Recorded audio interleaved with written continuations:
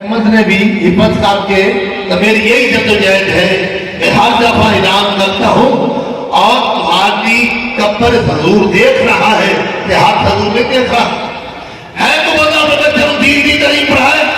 دین چلو اور مسافروں ہم نے رہنا نہیں تھے تو جانا ہے تو کم اپنے بچوں کو دین کی تعلیم پڑھاؤ۔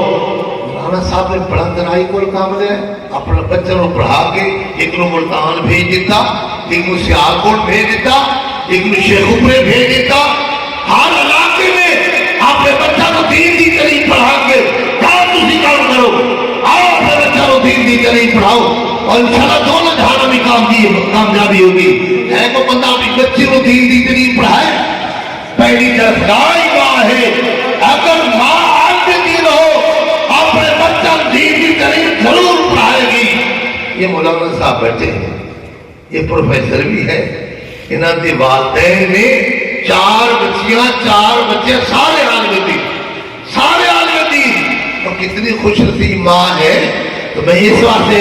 ہمیشہ اعلان کرتا ہوں ماشاءاللہ بچیاں نے بھی مدرسے پڑھائے، اللہ صاحب نے سمجھتا فرمائے ہے کو بندہ اپنی بچیوں کو دین کی تعلیم پڑھائے،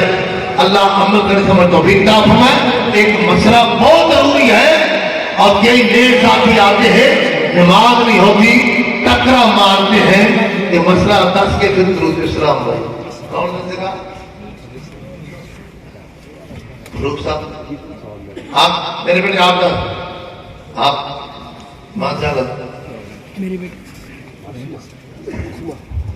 یہ مسئلہ جو ہے بارہ بتایا جاتا ہے لیکن کچھ ساتھی نئے آتے ہیں اس لیے دوبارہ مسئلہ بتایا جاتا ہے۔ یلزم الرجل الاستبراء، مرد کے لیے استبراء جو ہے یہ لازم ہے، حتی یزول اثر البول ویطمئن قلبہ علی حسب عادتہ، یہاں تک کہ پیشاب کا اثر جو ہے وہ زائل ہو جائے اور اپنی عادت کے مطابق اس کا دل جو ہے مطمئن ہو جائے، چلنے کے ساتھ، انگورا لگانے کے ساتھ یا جس طریقے سے بھی اس کا دل مطمئن ہو جائے۔ ولا يجوز له الشروع في الوضوء حتى يطمئن بزوال رش البول، اس وقت تک وضو کرنا جائز نہیں ہے جب تک پیشاب کے چھینٹوں قطروں کے گرنے سے مکمل اطمینان حاصل نہ ہو جائے۔ ہم پیشاب کرتے ہیں اور اس کو دھونے کے بعد ہم تہبند باندھ لیتے ہیں، نالی کے اندر کچھ قطرے رک جاتے ہیں جو کہ بعد میں چلنے سے، کھانسنے سے، برا لگانے سے یا وزن ڈالنے ڈلتا ہے پہلو پہ، یا وہ قطرے کسی صورت میں نکلتے ہیں تو وہ کپڑوں کو ناپاک کر دیتے ہیں، وضو بھی نہیں ہوتا، بدن بھی ناپاک ہو جاتا ہے، جس کی وجہ سے نماز میں وسوسے آتے ہیں اور نماز میں مزہ بھی نہیں آتا، دعائیں بھی قبول نہیں ہوتی، اس لیے کہ ہماری طہارت جو ہے وہ ٹھیک نہیں ہے۔ اس لیے یہ بارہ مسئلہ بتایا جاتا ہے کہ ہم استنجا کرتے ہیں، اس کے بعد ہم اس عضو کے اندر جو قطرے ہوتے ہیں، آج کل پہلے وقتوں میں ایک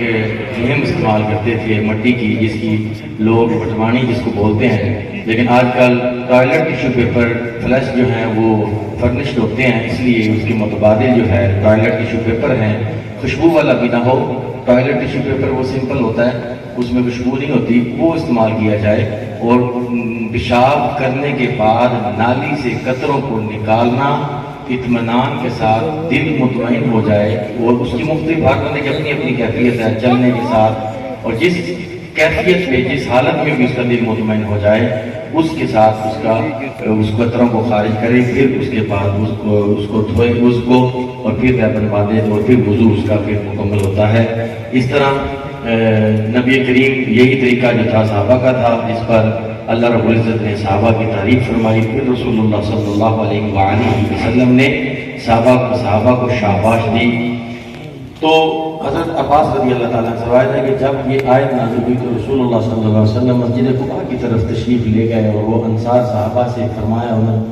کہ تم طہارت کے وقت کون سا عمل کرتے ہو جس کی وجہ سے اللہ نے تمہاری تعریف کی ہے؟ تو انہوں نے عرض کی کہ ہم پہلے پتھر استعمال کرتے ہیں اور پھر پانی استعمال کرتے ہیں۔ یہی وہ طریقہ ہے استنجے کا، استبراء ہے، اس سے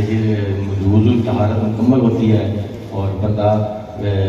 ناپاکی سے بچ جاتا ہے اور بدن بھی ناپاک نہیں ہوتا، جسم بھی۔ یہی طریقہ بارہ بتایا جاتا ہے، اللہ اس پر ہمیں عمل کرنے کی۔ ہمارے سنیا کی مسجدیں بہت بڑیاں ہوتی ہیں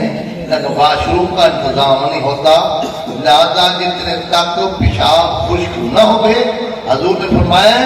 مسجد بھری ہوں گیا لیکن نمازی کوئی نہیں ہوگا، تو اس لیے گھر پیشاب کر کے واش روم گھر تصدی کر کے پھر آؤ نماز پڑھو۔ اللہ آپ کا توفیق عطا فرمائے۔ سرکار کا بہت بہت شکریہ،